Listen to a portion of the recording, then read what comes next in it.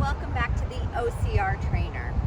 Last week we went over how to beat the Gibbons by showing you that Gibbons technique.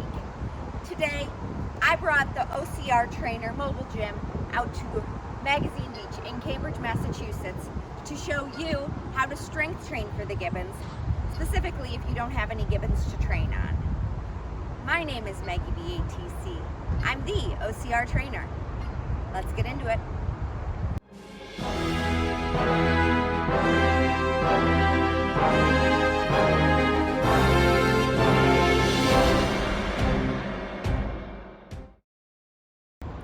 Now the first step in talking about how to train for the Gibbons, specifically when you don't have any Gibbons to train on, is to talk about how to strengthen your grip strength. So for today, I am going to be utilizing a couple of my favorite tools to show you exactly how to train for those Gibbons. First up, I'm going to talk about my favorite exercises, the pull-ups and the deadlifts. Now, if you've followed me for a while, you know how much I love these exercises and how much benefit you can get from them specifically for that grip strength. But for today, we are going to increase how much grip we need by adding in our fat grips. Don't worry, if you don't have any fat grips, I'll show you how to mimic fat grips with just a couple common household items. And then for our second training technique, I am incorporating our floating monkey bar. If you haven't made your own floating monkey bar yet, make sure to subscribe to my Patreon account where you'll find my video on how to make this inexpensive training tool in your own home. We are going to be utilizing this hanging monkey bar to not only train your grip, but also to train your grip with the instability while walking in a farmer's carry. Okay, let's get into it. First up, let's get to those deadlifts and pull-ups.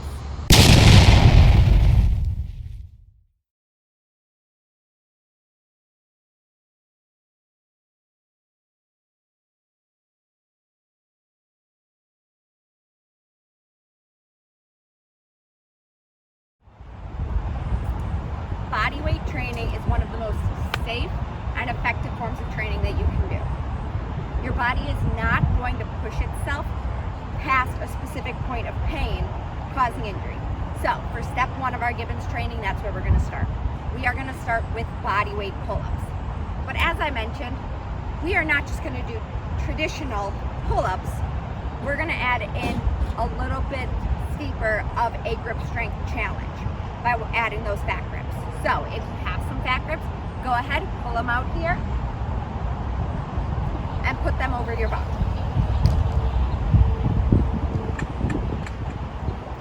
Again, this is going to increase the size of your grip, forcing your fingers and your palms to work a little bit harder. So with our fat grip pull-ups, you can do first your traditional pull-ups, then you can move into a pull-ups with a dead hang in between, and then you can go single arm hang to a pull-up. Let's see those here. First, just your traditional pull-up.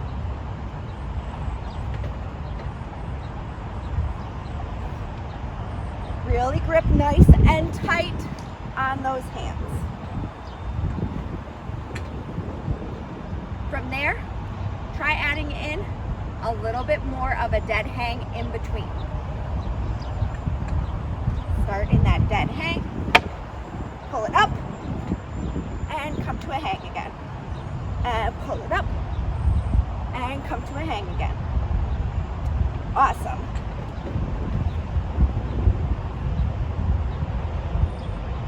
And then from there, let's go ahead, try to take one hand off, rely solely on that other hand, and switch it. So, I'm gonna dead hang, up, down, and pull it up, and down. Awesome. Okay, so what about for those people who don't have fat grips? What are you gonna do? The answer is any random rag lying around through your house. So I have 2 towels here. I'm gonna go ahead wrap them around my pull-up bar. Again, this is increasing the diameter of my grip now. And then from there, let's go ahead, try the exact same thing. So, first, your traditional pull-up, dead hang, pull up, lift it up, and pull up, and back down. There you have it. Your pull-ups with an increased grip. Now, as much as I love pull-ups, when you are swinging across the Gibbons, unfortunately, you're not just having to resist your body weight. You have to resist your body weight with the addition of gravity and momentum. So, you need to be training with a little bit heavier of weight than just your body weight. And this is where our deadlifts come in. So, let's move on to those deadlifts, see how to deadlift with our fat grips and also with our towels.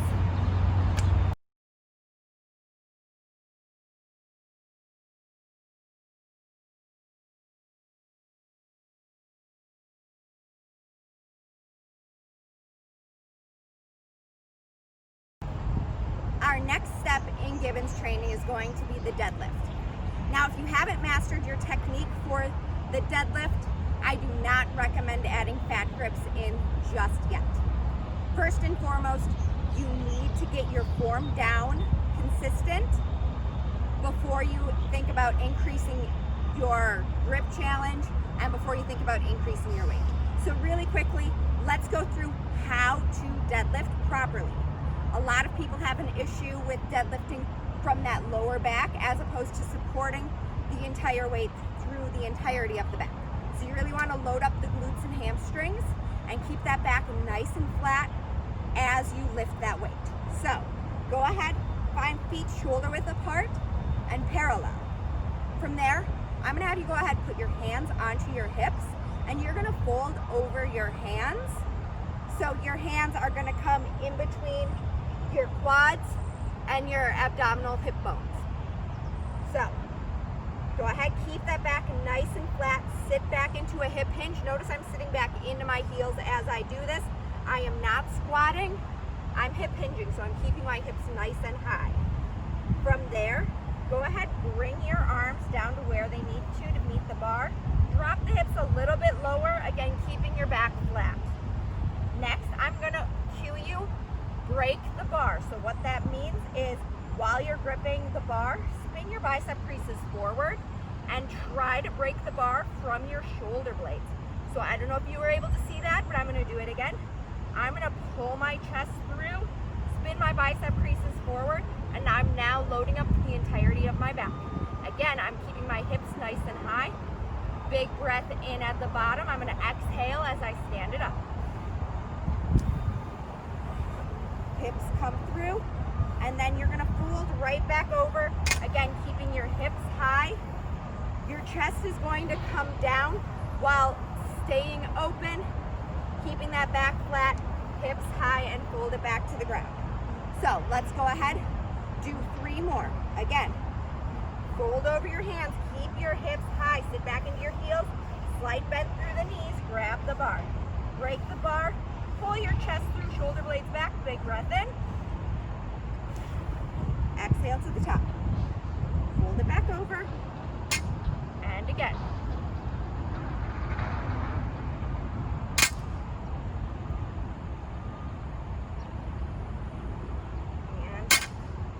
Awesome.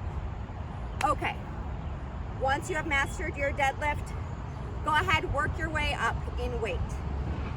Your body can handle more than its body weight in a deadlift.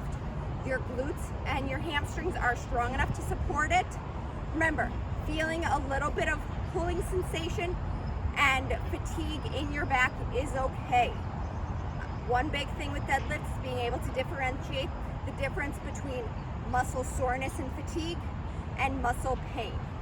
If that pulling ever becomes sharp, numb, or any kind of really painful discomfort, decrease your weight and work through whatever range of motion and weight you can without feeling that pain.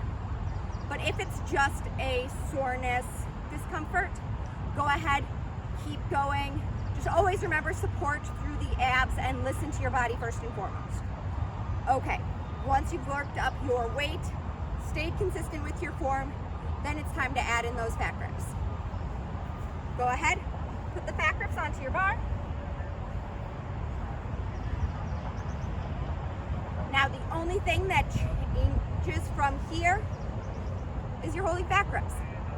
The entire form stays the same.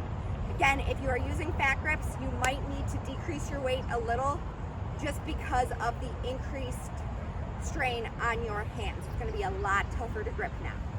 So decrease the weight to where you feel comfortable, and then again, work your way back up into it.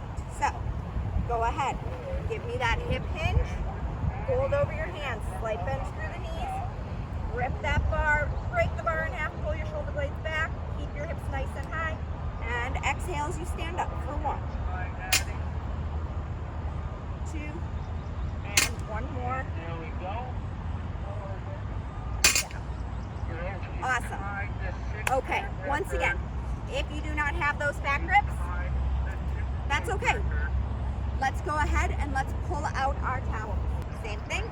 Go ahead, wrap those around the bar to increase that diameter of your grip.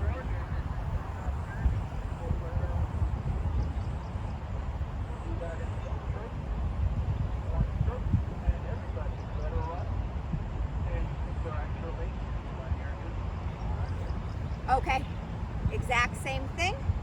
Go ahead. Fold over your hands, keep your hips nice and high. Sit back into the heels. Grip the bar, slight bend through the knees. Break the bar, spin the bicep creases forward. Hold in through your abdominals, big breath in at the bottom. Exhale as you stand up to the top. And come right back down, fold over, keep your hips high, and back up.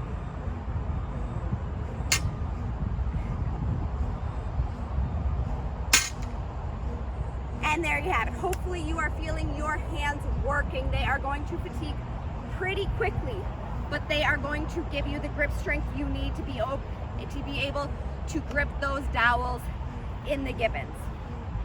Okay, we are moving on to our final exercise for today. We are pulling out our hanging monkey bar or our ring, and we are going to do a farmer's carry with our kettlebell, with the instability of that bell moving all over the place. You're really going to need to use your hands to control the weight. Let's go into it.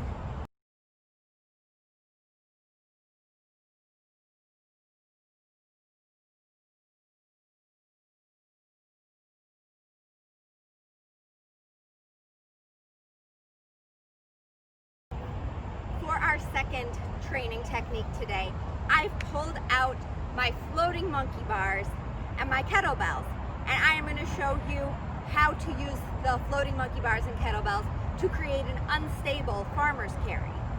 So with the floating monkey bars, you'll notice that the floating monkey bars are attached to chains. The longer the chains are, the more unstable the kettlebell is, because gravity is going to be pulling down, and as you get moving, the kettlebell is going to swing. Now, as that kettlebell starts to swing while you walk, it's up to your grip to really hold them stable and steady and to keep your core engaged. So, with that farmer's carry, you're gonna wrap your shoulders from the front of your body all the way to the back of your body. Keep those abs engaged, grip those kettlebells nice and tight, and you're gonna walk with it.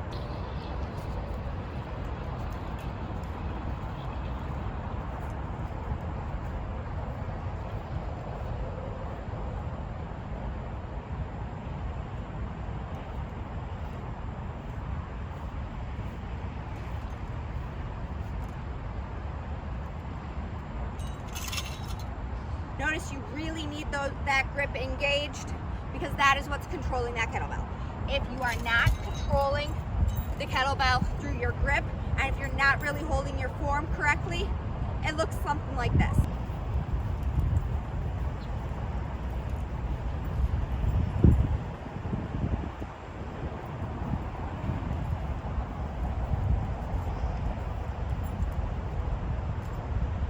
From there, the bell kind of took over. It controlled me. I did not control it. It was more of a dead weight as it hung by my side, and I wasn't able to get as much control of the weight as I would have liked to. So really grip through those hands. Again, because we're holding on to dowels, it's going to really train your body to grip the dowels for that Gibbons. But then it was also that instability from the chain, similar to what you would get from when you're hanging specifically from the Gibbons. You can use this as a bilateral farmer's carry, or you can just grab one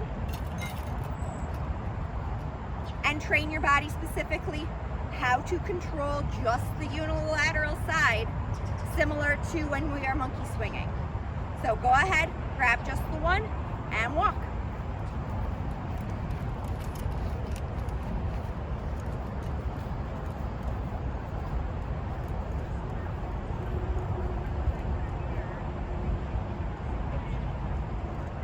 Notice I keep my shoulder blades pulled back, my chest nice and upright, my abs engaged, but I'm really thinking about pulling from that opposite side oblique. Otherwise, I'm gonna look something like this. So really keep it nice and engaged. Set it down, switch sides, and go ahead on the other side.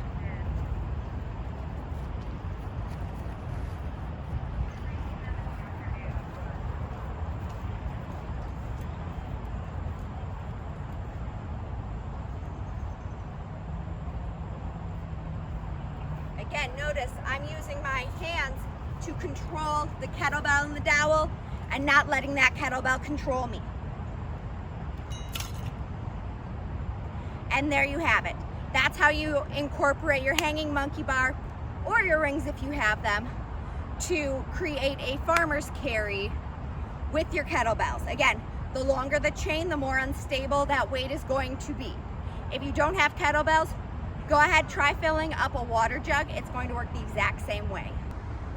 Now, the final component we need to talk about when dealing with strength training, specifically for the Gibbons, is how to program these into our workouts. For me, these all go into my pulling day, my back day. Back and grip strength work hand in hand. Pull-ups and deadlifts are phenomenal. They all engage your entire back. So go ahead, throw them straight into that back day. Now with pull-ups and deadlifts, if you are working for strength, you want to go a little higher up in number of sets with lesser repetitions, but really ramp up that weight. So I like to work anywhere from 4 to 6 sets with anything from 3 to 5 repetitions when I'm working on that grip. Because we are really focusing on that grip strength, I would keep those repetitions low, the sets high, and try to push yourself each and every single time. If you still struggle with those pull-ups, don't be afraid to throw in a resistance band. We really want to get those hands working, so even just adding in a resistance band and gripping onto those fat grips is going to do you wonders. And then for the farmer's carries, stay to about 10 or 20 yards a piece. Again, focusing on form, work to ramp up that weight, and then ramp up that distance and how long you are walking. And there you have it. That is exactly how you're going to want to strength train for the Gibbons, specifically if you do not have any Gibbons to train on. Go ahead, subscribe to my Patreon account where you'll find out how to make your own floating monkey bars. This is going to be a phenomenal and inexpensive training tool that you can make at home, that you can hang pretty much anywhere and you can utilize it for anything. It's not just for the Gibbons, it's going to help your monkey bar game, it's going to help with your rigs, it's going to help overall. My name is Maggie BATC. I'm the OCR trainer. I'll catch you on the course. Don't forget to check out Fit Challenge. Without Rob and the crew over at Fit Challenge in Camp McCoy, none of this would have been possible. And how about that awesome intro video? Huge shout out to my good friend Charles McDonald, Mr. Sabretooth OCR himself, for putting that together for me. Have you heard the news? The OCR Trainer is now officially on Patreon. Head over to patreon.com/theOCRTrainer and become a patron. I'm going to give you exclusive first looks at all of my training content, and you're going to get exclusive training content, including training plans as well as animal flow videos. Go ahead, find that link in the description of the episode today, and I will catch you next week.